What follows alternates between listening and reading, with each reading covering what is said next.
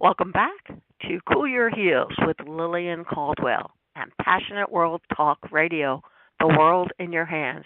And this morning, our very special guest is Coach Arnie-Fonseca-Jr., who is a men's strategic life coach.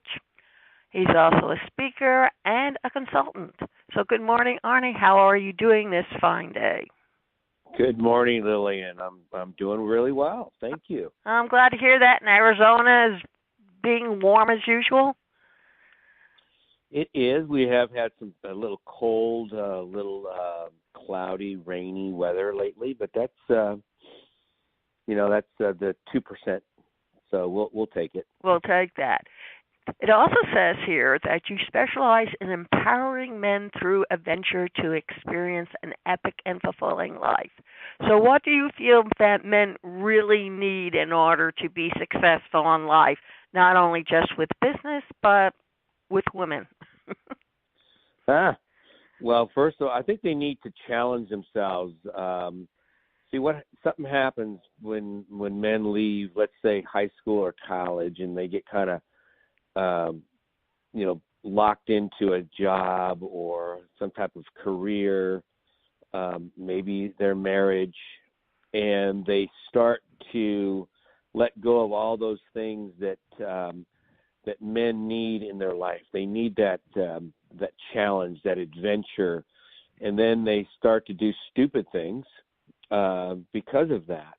So instead of going out there and challenge themselves either physically, mentally, or emotionally, they get stuck, and then they start to react to life rather than respond to life, and that's when they do the dumb things, whether that may be drugs, alcohol, or bad choices with relationships. But if they plan these things, I like to use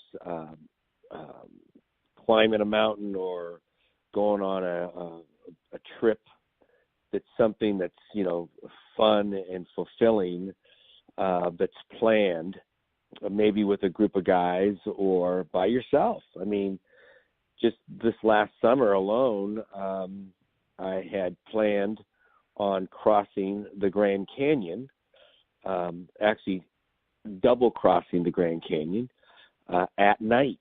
And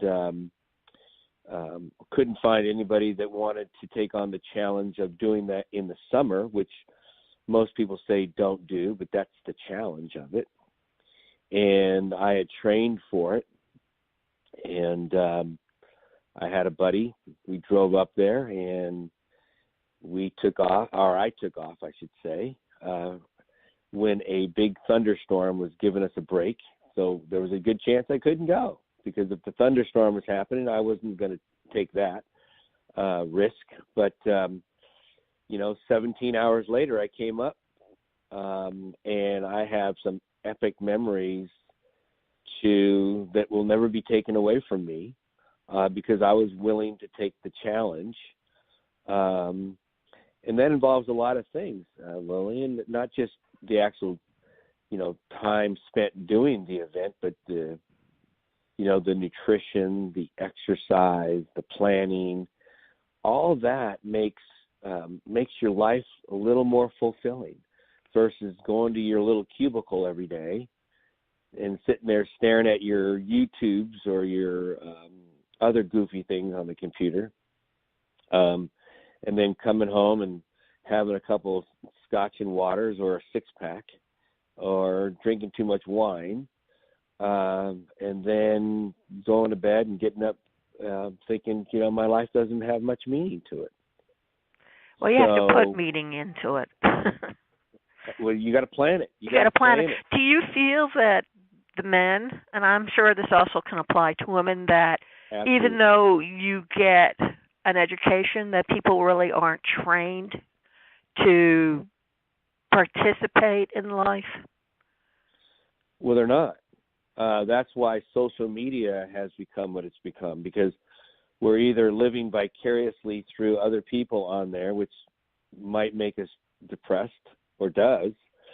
There's a big reason, Lillian, that you have a lot of people under the age of 25 that are anxious as hell. right now, because they see all this stuff going on in the world through Facebook or Snapchat, Instagram, and they go, why? Look at everybody's doing all these cool things but me. I can't get there fast enough. They're not learning patience anymore, and that's for all of us. So without being patient, we get very anxious as, why can't I have this now? Why can't I have the BMW and the private jet and the fancy clothes and the pretty girlfriend or the sharp-looking dude? Why can't I have that guy or that person now? And versus when I was younger or you were younger, you were patient. You worked for it. You planned. And you now organized. I did an awful lot of stuff before I was 25. I homesteaded. I biked across the U.S. I biked across Canada on a 3-speed. I went up the Appalachia, starting in Connecticut and going all the way up to Canada. But I didn't think about it. It was like a leap of faith, and I want to do it, and I'm going to do it, and this is how we're going to do it. So yeah. Well, even a lot of young years ago, people used to graduate from high school and go backpack across Europe. Yeah. Or like you said, the Appalachians, or just do something, that's memorable. And it's always better to do it with other people. Listen, if we were at the Super Bowl a couple years ago when the New England Patriots made the big comeback, and which is a memorable game, unless you weren't a Patriots fan, but still a memorable game, and you were the only person in the audience, it would still be great to watch. But if you were part of 80,000 people, it magnifies the experience that you're living through. So if you're able to take a trip with somebody, a good friend or friends, it magnifies the experience. If you're able to find somebody and, as your partner, whether it's a marriage or something significant, the things you do, the travels you make are magnified by the experience of being with another person. Absolutely. And I think that most people today, just have it a little too easy in a lot of ways, so that they don't have to really do any of the things that we had to do in order to make our, if you want to call it dreams, or our reality happen. Yeah, but that's going to get slammed in their face in a few years here. Absolutely. But by then, what are they going to do? By then they're in trouble. Yeah. See, because they haven't experienced. Lillian, about 9 years ago, I was closing my. I was having a rough go at my last company that I started, and I did a workshop or a presentation at a. It was actually the office next door to mine. They allowed me to use their office space to deliver like I said, a workshop, a talk, and we had quite a few people there. And I basically talked about, don't wait till you're 50 to get kicked in the teeth, because it hurts a lot more.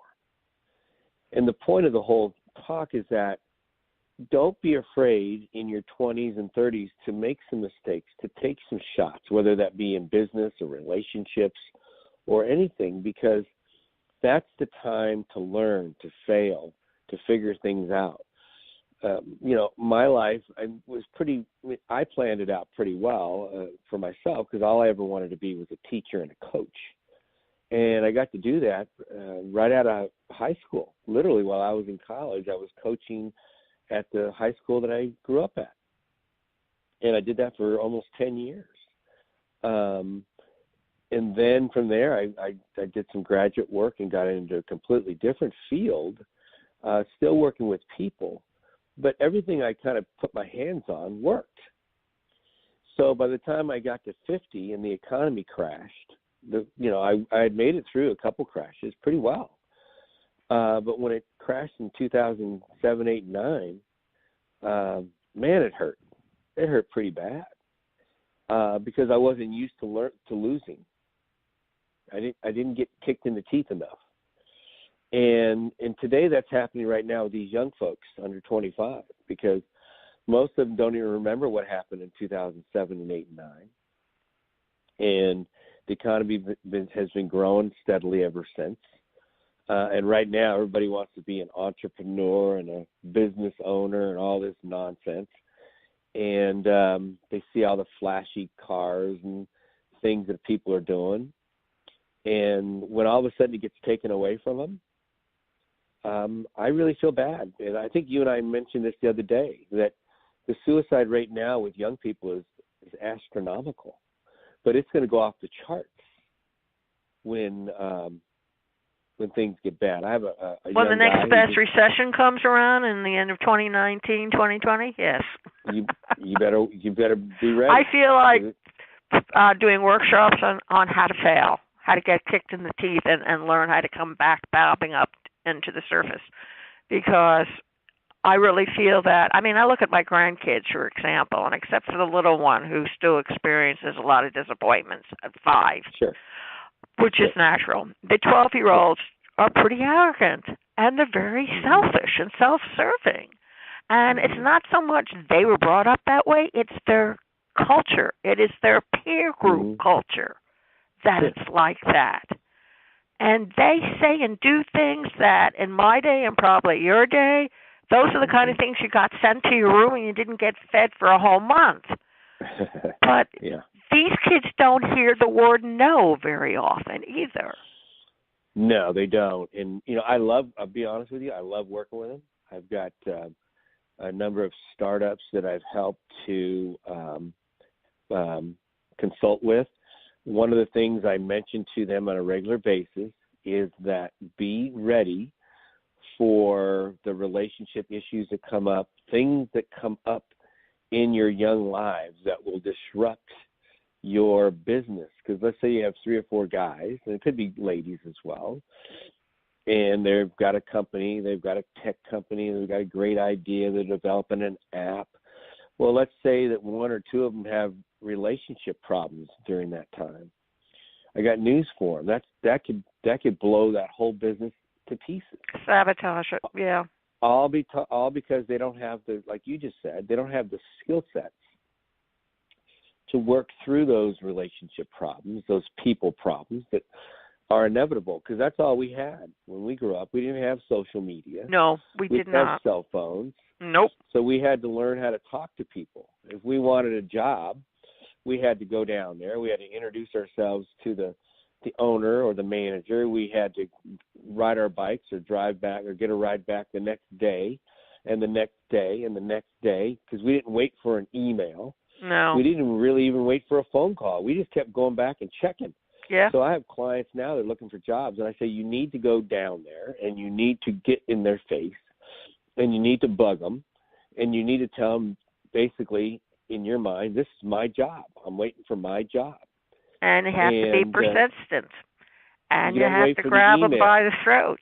That's what I tell my authors. I said, you want to be noticed among all the thousands of other authors out there? Well, let me tell you, you're going to have to climb on a few shoulders to get your head above that surface. And you can't be squeamish about it. Yeah, quit waiting for the email and quit waiting for the phone call. Yeah. Because phone calls, I've learned a couple of really good skills, and one of them is to, and it's part of why I did and have done neurorehabilitation so well, and that's because no one likes to have their finger waved in your face, right? Yep. So one of the things I've learned to do is to see the world from the other person's point of view, not to always agree with it, but to understand it. And then from there you can, encourage somebody. But what it does, let's say you are trying to get a job or you're trying to get something from somebody. Well, if you see the world the way they do, then it helps you to understand where they're coming from. So first of all, we have to get past the point that we're not the most important thing in the world to them. Yes, the sun doesn't travel around us. No. There's actually a really great movie out there with, I think with Julia Roberts, I want to say. It's about this little boy that has issues, and he's like this, the movie is about the sun travels around him, but at the end it comes back that it doesn't. And, but a lot of us feel that, and so it helps us understand, like, hey, this guy's busy. He's got other employees. He might have other businesses. He might have other personal things going on in his life. And that, hey, he may not remember who we are. You got to remind him, like you just said. You got to stand up on somebody's shoulders and say, hey, remember me? I'm the guy that came in the other day and filled out the application. Oh, yeah, thanks for reminding me. Yeah. Can you come down and start tomorrow? I need some help. Yeah, I'll be there tomorrow. What time? 8 o'clock. I'm flexible. Be at 8. Throw anything at me, and I can get it done. I was a professional temporary for 10 years, and I started out at about $5 an hour, and I earned my way up to about $100. And one of the things I learned along the way was you only have about 30 seconds to show them what you can do. And you really need to be as professional and on top of your game as possible, because down the road, something may happen to make things complicated, and yet they saw you solve an unsolvable problem or meet an impossible deadline, even though you walked in cold in that job. And that's what I always did. And the common theme that my agent always heard, well, after Lillian left, we always had to hire 4 people to do the work she used to do. Yeah, and another thing it's coming around again is volunteering. Yes. Because what we had to do, or one strategy was to go to somebody and say, hey, look, let me work here for a week, show you what I can do, and then you pay me what you think I'm worth. Mm-hmm. And that was always a great strategy, especially if you're confident and you knew what you could do, like you just said yourself. I did it in coaching. And I was able to move up very quickly because I was confident in my skills. Now, was it a risk? You bet. It was a risk for me because there was a risk that I wasn't going to get paid. And most young people don't want to take that. Now, I do have a client right now that we're working on volunteering his time, and there's some really neat people out there like Gary Vaynerchuk, who teaches this as well, to go out and find these startups and say, hey, look, I'll volunteer and do some of your social media work. I'll do some of this kind of work for you in the evenings when I get done with my other job to show you what I can do. And by doing that, you show them what you can do. Yes. And guess what? They're probably going to hire you. But the problem is, most of the kids and the ones I run across, they want to get paid with a salary and a car and a bonus. And I looked at them and I said, this company's been up for 14 years, and there's no way I'm going to pay you. In fact, in the good old days, and I still believe it's being done, people are paid on commission. You bring in the work, you get paid for the work you bring in. If you don't bring in work, you don't get paid. And they look horrified, and they said, well, we can go to X station, and we can get, and I said, well, go right ahead. But let me tell you something, that's not going to make you into a good reporter. It's not going to make you good at interviewing. It's not going to help you with your writing skills, that big salary. Yeah. No, you're right. I mean, it takes a little struggle, just like with parents.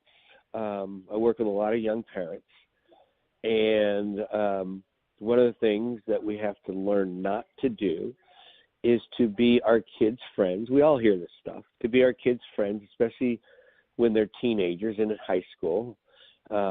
But if we are parents and we make hard choices, which making hard choices makes for an easier life, but if we are making hard choices, then by the time our kids are in their 20s and 30s, they are our friends. And you get a thank you note. Yeah. My son wrote me a thank you note, and he said, thank you for being so nasty to me when I was growing up. Because if it hadn't been the fact that you were nasty to me, I wouldn't have turned out as half as good as I am now. Yeah, because kids that are your friends as teenagers then you are ended there's nothing worse than seeing a 30-year-old being parented by his Yes. mom and dad. It's horrible. It's versus painful. They should be your friends. They should Yeah. be traveling together, going fishing and hunting and doing fun things together, not you telling them how to live their life. Absolutely. I mean, that's that's how it is with my kid. In fact, you'd be interested to know I brought my son up from a woman's point of view.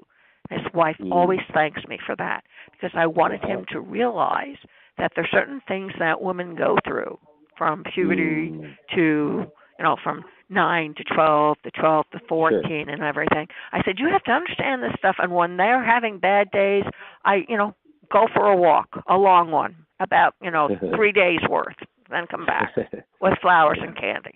It worked. He's out of all his friends, he's the only one still married. Wow. Well, yeah, because you taught him, like I just said, to see the person, and that's one of the things I do with couples a lot because they live together, they don't know who each other are. I was coaching a guy yesterday.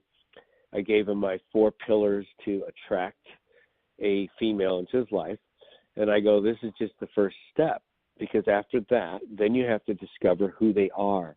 You have to know their love language. You have to know their personality. You have to know all these things about them so that you can have a relationship with them. Before you go to bed with her. Yeah, of course. But well, that's they don't look at it that way. Come on. No, because it's not the fastest way. Yeah. It's all about speed. Yes, and notches on the belt. I told my son, it doesn't mean how many notches on your belt that you've gone to bed with somebody. They don't mean anything in a long, happy, secure life. I said it means that you can sit down with a woman and find out where you want to go with each other and how you're going to get there and if you're going to be growing and make sure you grow at the same pace. Yeah. Well, that's important. And also, one of the things that's important, too, because I've done a lot of work with personalities. And when I first started, I was like, it's important to have the same personality. And it is to a point. But more important, you can have opposite personalities because what I was taught many years ago by a wonderful mentor of mine is that opposites attract, then they attack, and then they retract. Now, the only way to upset that, the only way to disrupt that pattern is common interest. Mm-hmm. So if you're dating somebody and you have common interests with them, then there is a wonderful chance that you could have a wonderful relationship with them because you have common things to base your relationship around. But if you have nothing in common and you have an opposite personality, because you will attract that only temporarily. And then if sex is the only thing you have in common, that is doomed for failure. Yes, and the other thing I told my son was when you hook up with a girl, make sure you both understand that you want the same things. Oh, boy. And establish that at the beginning and he says, what does that mean, the first date? I said, no. I said, maybe 4 or 5 dates in or even the 6th date because that's going to come up. And if you're not interested in the same things, you're going to be pulling in different directions. And then you're going to start competing with each other to see who could outdo the other with outrageous interests. Right. And he said, how do you know these things? And I said, because that was what the problem was my first marriage. I learned. So by the time I got married again, it lasted. And it has. We're celebrating 30 years in March. And you just said something that's very important there, that for all young people to understand that if they are, no relationship is a failure if you've learned from it and you grow. Yes. If you go back out, which most people do, so if you're a young person and you're listening right now, if you go out and do the same exact thing you did prior, then you're going to probably have the same result. But if you can learn from your relationship and grow from it, there's a chance that you're going to have like you just did, a better relationship going forward. Yes. And how many people you talk to do the same goofy things all the time? They keep on dating the same type of men. I've had a lot of girls tell me, "Well, I like the bad boys," and I said, "Well, that can mean people in three-piece suits too." Absolutely. And I said, "You have to define to me what you considered a bad boy. Now, if it's involved with the mafia, I would tell you to get out now." Because I can tell you right now, once you're in, you can never get out except through death. My brother was approached by the mafia when he was in high school. He had a friend whose father was the undertaker, and he knew that my brother wanted to be a lawyer, a corporate lawyer, and they wanted to recruit him. And his friend told him, unless you marry into the family and you intend to stay with us until death, he said, start running. You do not want to get involved with this family. And that's something that people should take into consideration when they look at the bad boy image. Hollywood has a way of glamorizing bad boys. Oh, yeah. And making heroes out of them. But the reality is these are dangerous folks. I didn't say thugs, but most of them are psychotic. And you have to know who you're dealing with and whether you're prepared to pay the price for getting involved with somebody like them. I tell people there are prices to pay. Either you pay it at the beginning, in the middle, or the balloon payment at the end. But there's always a price to pay. Right. Well, you have to have your deal breaker list or your the list of 3 to 5 things that you just won't put up with. So in the process, if that red flag pops up, you got to walk away. Yeah, and a lot of the girls don't. They totally ignore it. And I don't understand. When we were growing up, there wasn't free clinics. There weren't doctors who were willing to meet you halfway.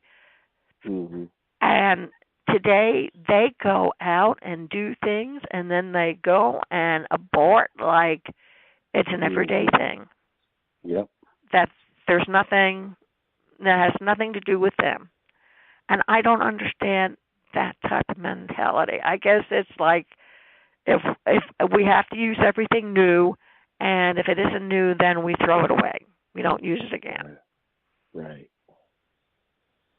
No, you're right. And it's not getting better. No, it's not. And you would think it was bad during my son's generation, but his kids, they're continuing with the same myth. Well, because we're enabling it, because we're afraid to make the hard choices.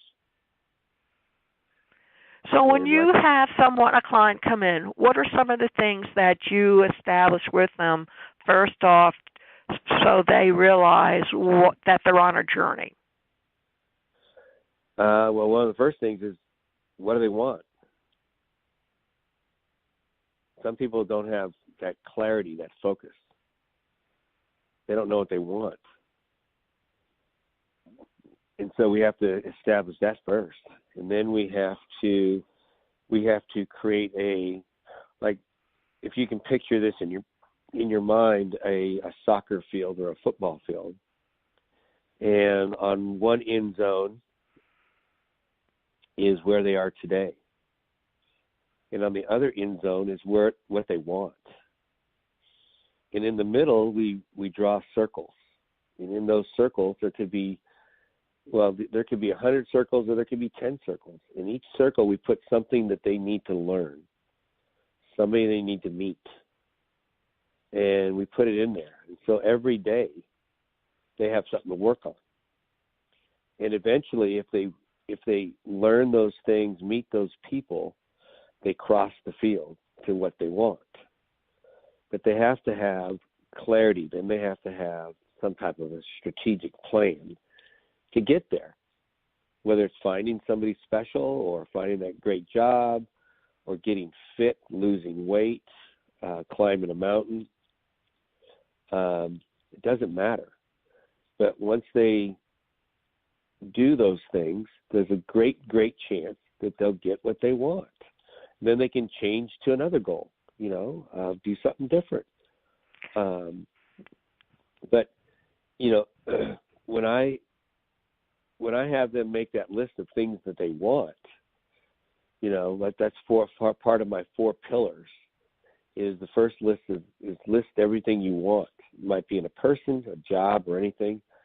And then I have them, Lillian, look at the list and say, okay, my second list is what do I need to learn, or who do I need to become to attract the first list? That's where the coaching comes in. That's where the learning comes in. That's where my circles on a football field come in. Because you just can't throw stuff out there and say, well, this is what I want, and not do anything to get it. I mean, that just doesn't work. But that's what's going on today, because they can see it on Facebook or Instagram, and they can say, well, I want the six-pack abs, or I want that job, or I want the hot girlfriend, or I want this flashy car, or I want to live on the beach. Okay, so what do I got to do to get there? Yeah. Well, first thing I got to get up in the morning and go to work. That might help, right? Yes. I think the more important thing is once you earn your money, decide how you're going to apply it. Now, I know that the millennials have trouble balancing their checkbook.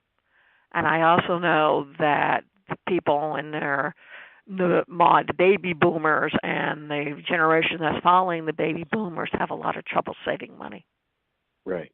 So a lot of these people, I would say from age 30 up to 70, because a lot of people don't retire now until 73, 74, they don't know how to, they want to live beyond their means, but they want to have the money put away to take care of themselves when they grow old.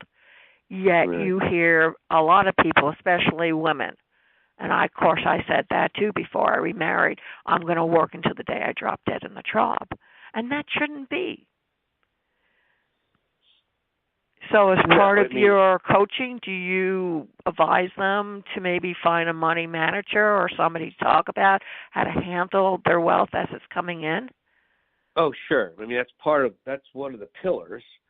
The number one pillar, for me, at my age, the number one pillar for anybody over really 50 is health. Yes.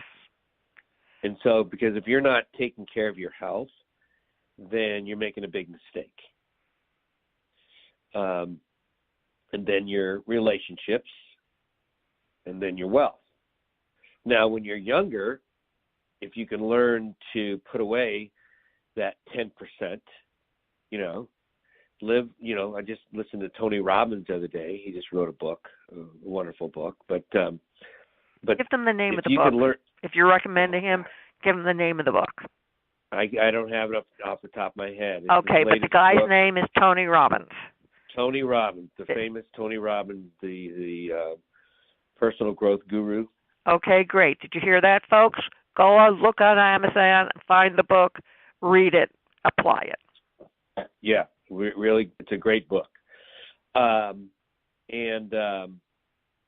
if you're not putting away that 10%, and he told a story in there on an interview about a UPS driver back in the 50s, that a friend of his, he was making less than $14,000 a year, and the friend of his suggested he live on 20% less than he was taking in. And he goes, "Oh man, I can barely make my bills now." He goes, "You can do this." And the guy retired with over $70 million in the bank. That is like the shoe shine person that was recently in the news who contributed way over $1 million to a charity that helped kids.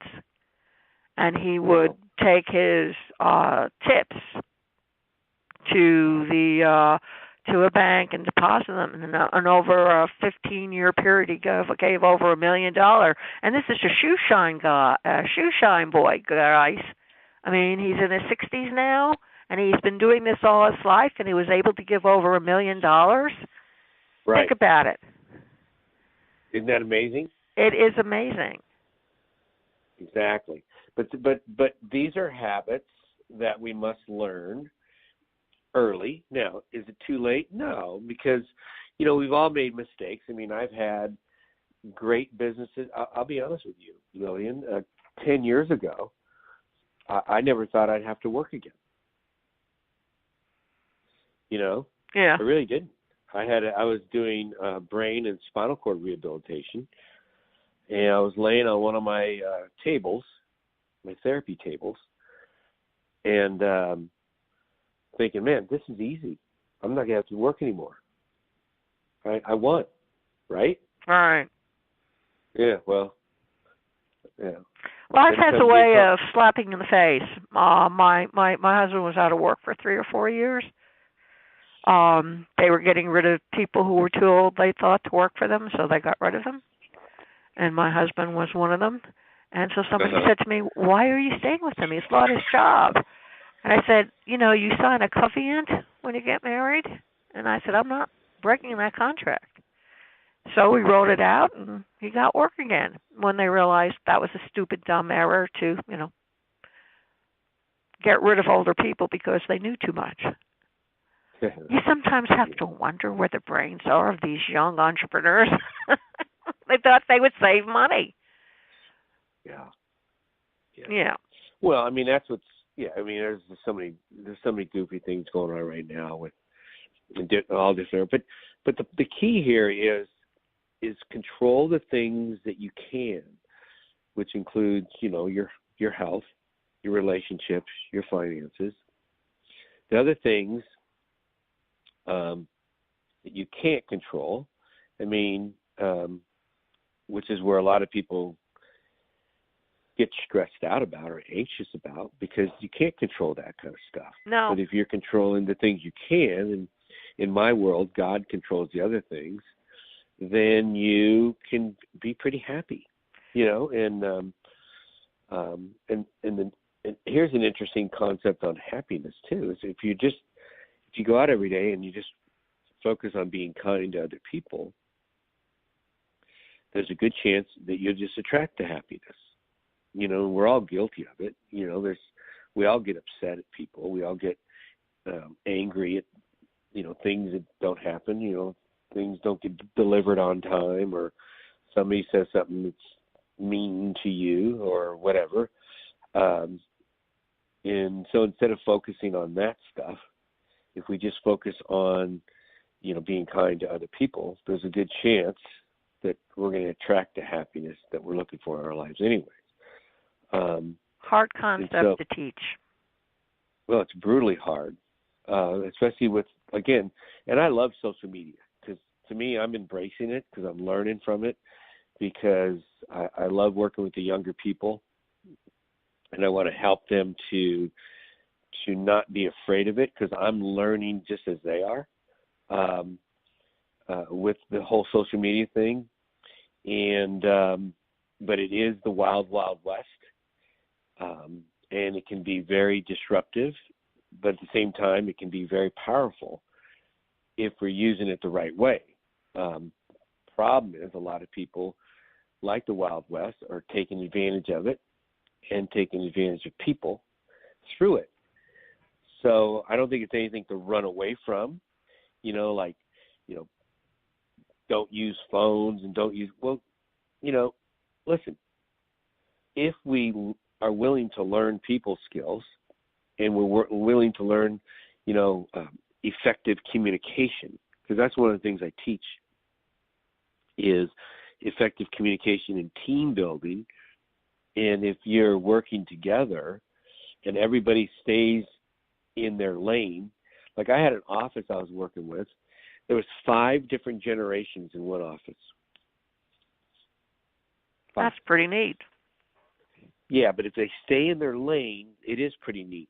If they go into other people's lanes, like a Gen I, somebody who's under 25, doesn't have a clue what the over 75 person is dealing with. Yeah, it's because it's too far removed from his own Right. reality. But if the over 75 guy or girl, lady, Yeah. if she or he uses the 25-year-old to get something done, now you got something. Because the 25-year-old moves with lightning speed. Yes. He can put out a report in a tenth of the time that it would take you or I to do. He may not have the research, but if we tell him what to look for, he can find it in a tenth of the time because he knows how to use the internet much quicker than we do. And he can type it up faster. Oh, listen, if I could hire my 5-year-old, I would. Oh, yeah. I mean, he knows how to use a cell phone a lot better than I do. Yeah, they can post.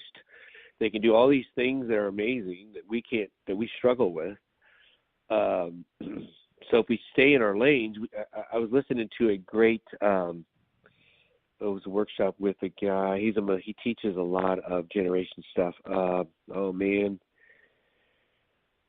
it might come to me either way. But he's the one I learned a lot of stuff about staying in your lanes with.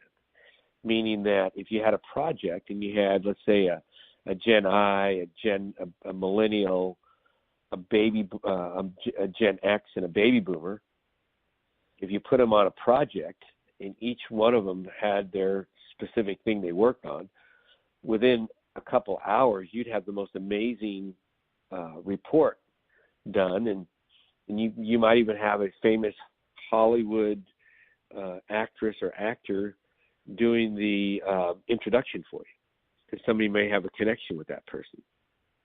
But that's if they all did what.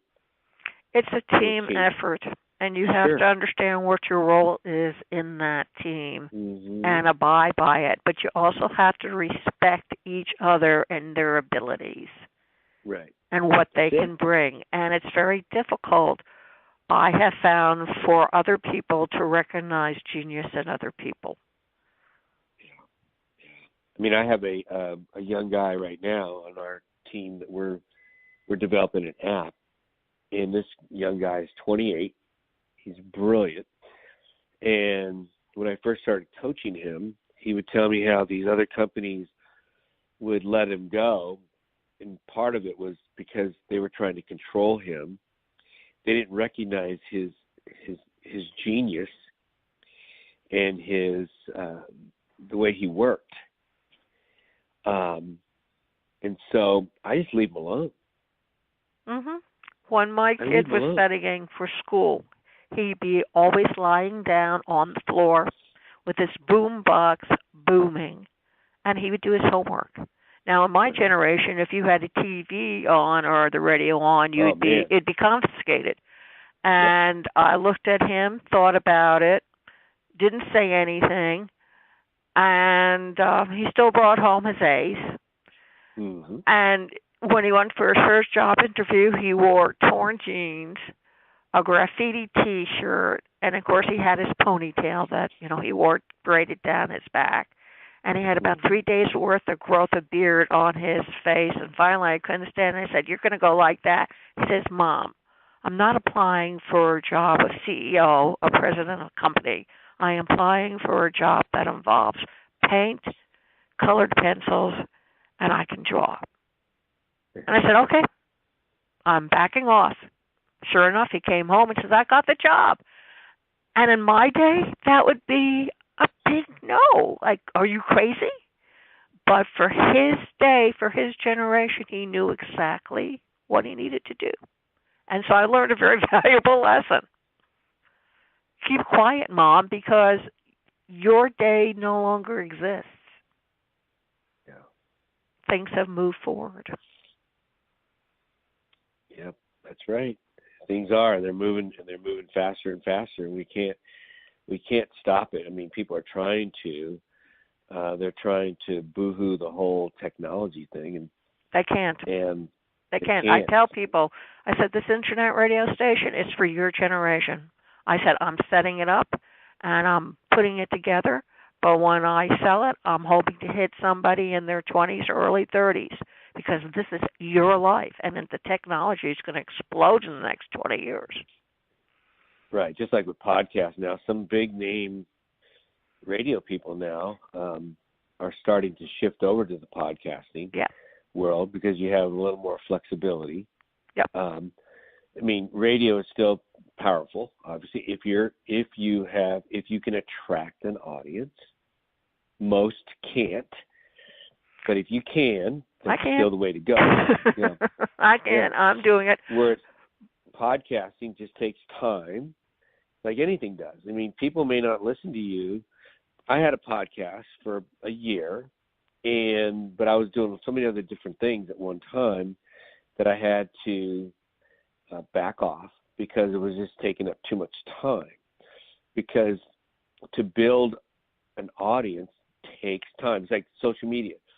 You know, I've been able to build up my Instagram because I'm on there every day. Okay. And you have to keep writing or whatever commenting every single day. Yes. I run a blog.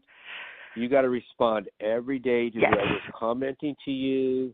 You got to thank them. You've got to embrace your tribe, and you got to give value.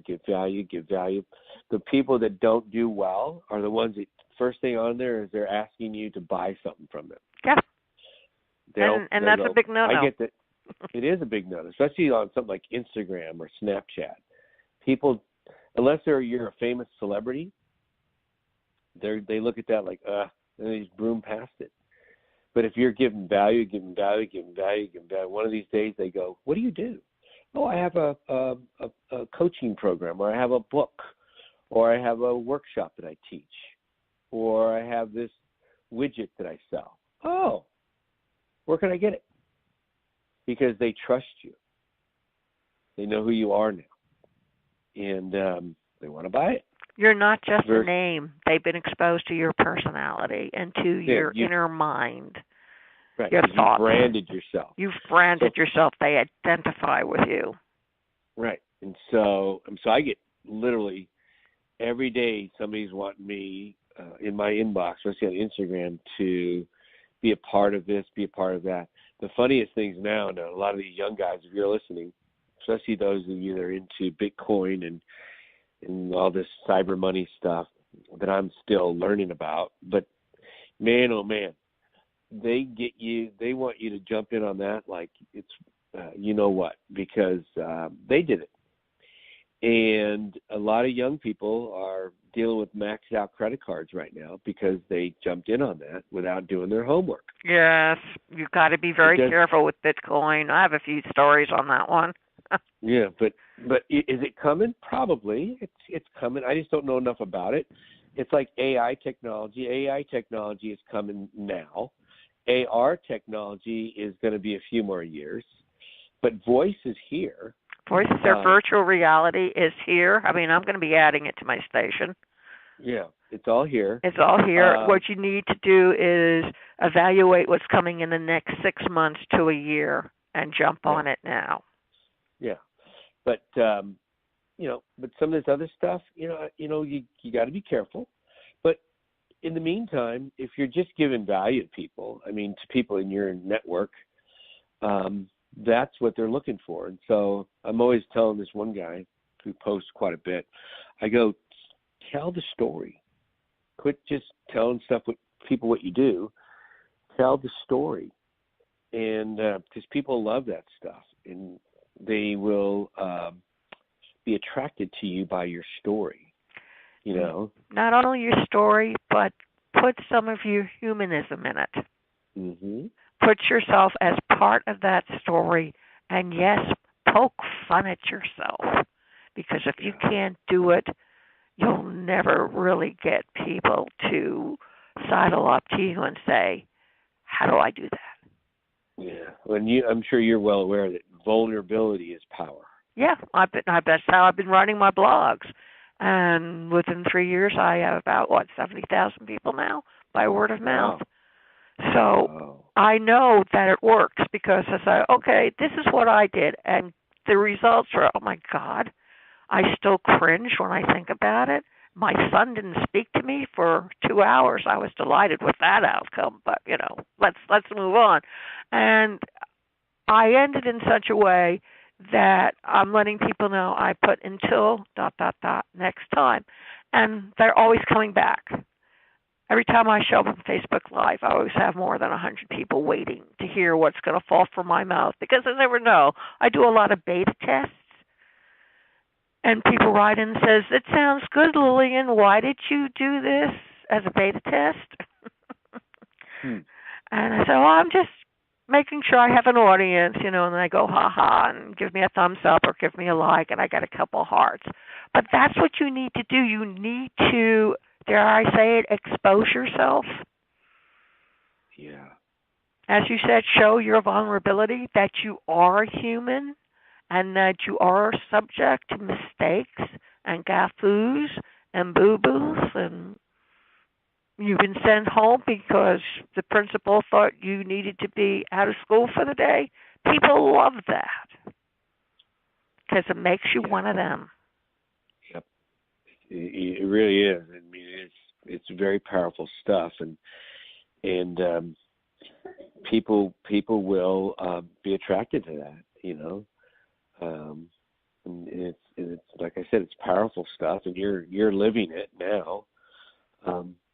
But getting, especially young people to embrace that is the trick, and that's a lot of what I do, is helping these young people or people in general to embrace the process. Embrace the process of sausage being made, because it doesn't feel good. I mean, I'm sure you've heard of the book A Man's Search for Meaning, right, by Viktor Frankl? Yes. One of the top books in all time. And this fellow was a psychiatrist in in 3 different prison camps. And the big takeaway for me, Lillian, was that they can take everything away from you in life, everything, every hair on the top of your head. The only thing they can't ever take from you is how you will respond to what life does to you.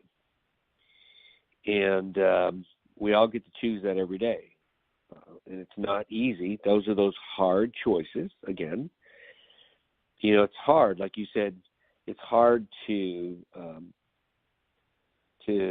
have a positive attitude when everything's caving in around you, right? Yes. Brutally hard. Now, it doesn't mean you were smiling and laughing about it, because then they might think you should be in the loony bin. But it does mean to, it's like the old story, 2 people walk into a barn, and there's a big pile of manure in there, right? Right. And one person says, "Man, get this smelly stuff out of here. This is horrible." The other person walks in there and says, "Hey, there's got to be a pony around here somewhere." Yeah. Right? Yes. Yeah. It's your choice. I tell the kids who I work with, I said, listen, the only one who can hurt you or destroy you is you.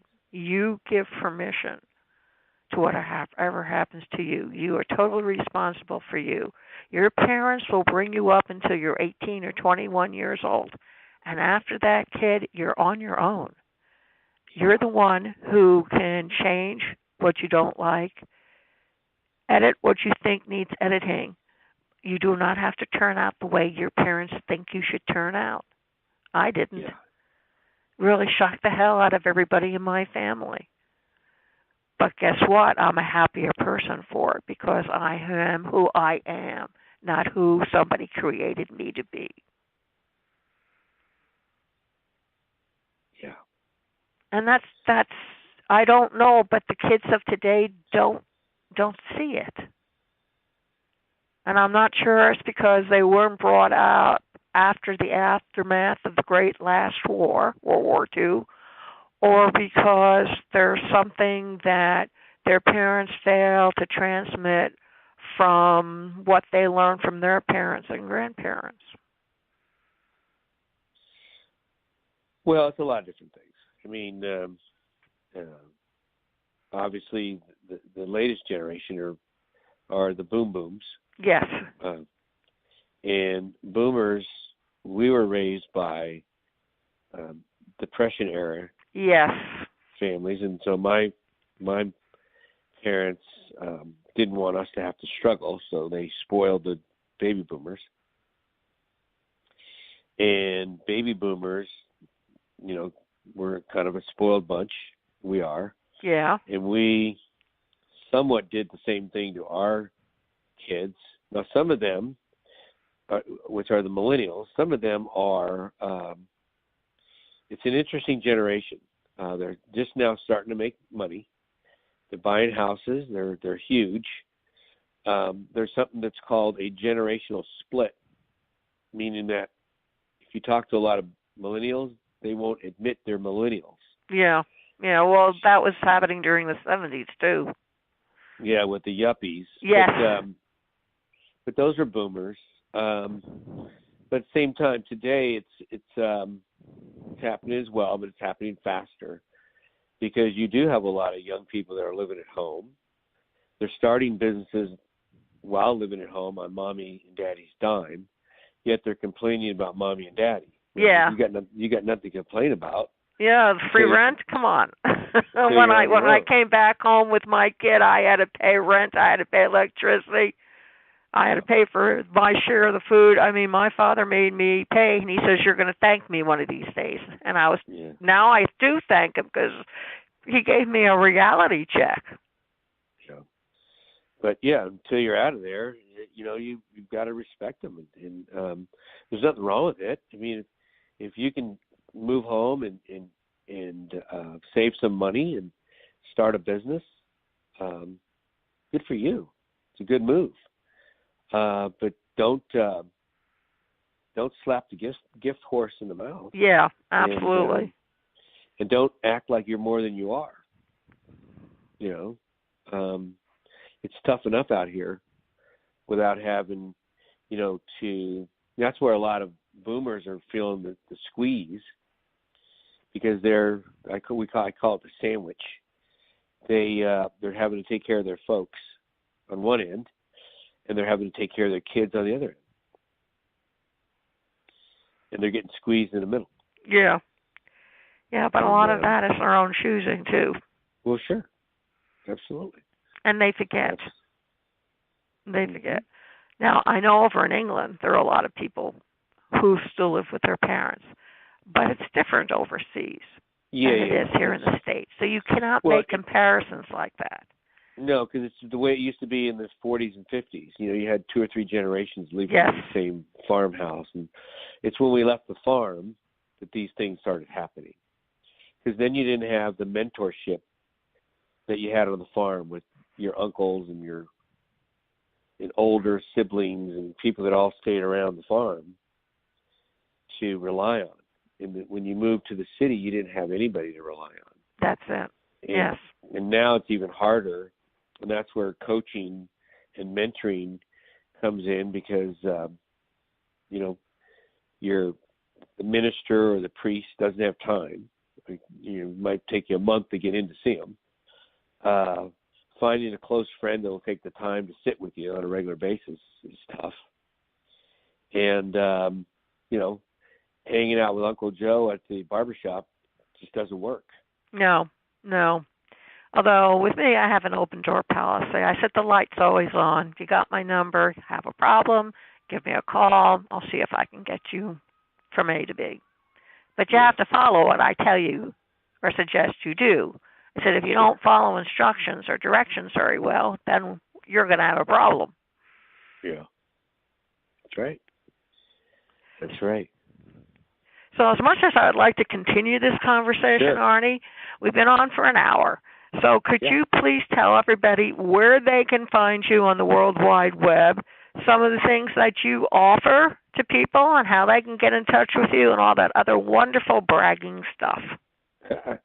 Well, you've heard me talk about Instagram. So if you get over to Instagram and look up Coach Arnie F, Coach Arnie F, would love to have you follow me and see what I'm doing and comment. You can go to Facebook at Coach Arnie. That's my page, Coach Arnie. You can also look me up at as arnie-fonseca-jr, arnie-fonseca-jr. And you can come on my pages or my personal page as well. my website, which is it's in transition, but you can still go there. It's totalrecoveryarizona.com. totalrecoveryarizona.com. You can learn a little bit more about me. Like I said, we're redoing that here in the next month or so. You could send me an email at my full name, arnie-fonseca-jr, at gmail.com. So if you have questions or anything like that, you can learn more about me as well through the email. Or I'm just gonna send you my phone number too. Like you, I have an open door policy, but people can call me or text me, and I'll schedule time with you. I do Facebook or whatever. We figure out a way to talk around the world. But my phone number, Lillian, is 602-602-390-9144. I'll say it one more time, 602-390-9144, and I would love to talk to you. I do workshops, I do coaching, mentoring, I do speaking, so if you have any keynotes that you need me to help your event with, dinners, things like that, I would love to help you out and talk to you about it. And your startup company, would love to talk to you guys about how you can be better, be more efficient with your team. And I teach these soft skills, the nuts and bolts stuff. You're going to have to figure that out, but I have started some pretty successful companies as well. So would love to talk to you, any of you guys, but get over there to Instagram or Facebook. I'm also on Twitter at Coach Arnie too, but either way, would love to hear from you guys, and would love to help you in any way that I can. Great. Well, thank you all very much for listening. You can hear this coming Tuesday, January 15th, from 8 to 9 p.m. on Cool Your Heels with Lillian on AM/FM247.com. You can also hear it on https://passionateworldtalkradio.com, facebook.com/passionateworldradio, twitter.com/PWR Network at Foundation, iTunes.com/Passionate World Radio, and also several directories. Check them out on the website, PassionateWorldTalkRadio.com. And before we go away, Anstré and Toll France had this to say in 1912, the gods are athirst. Men are not sufficiently perfect to exercise justice in the name of virtue. The rule of life should be indulgence and kindness of heart. Thank you all very much for listening. And remember, please keep listening. Thank you.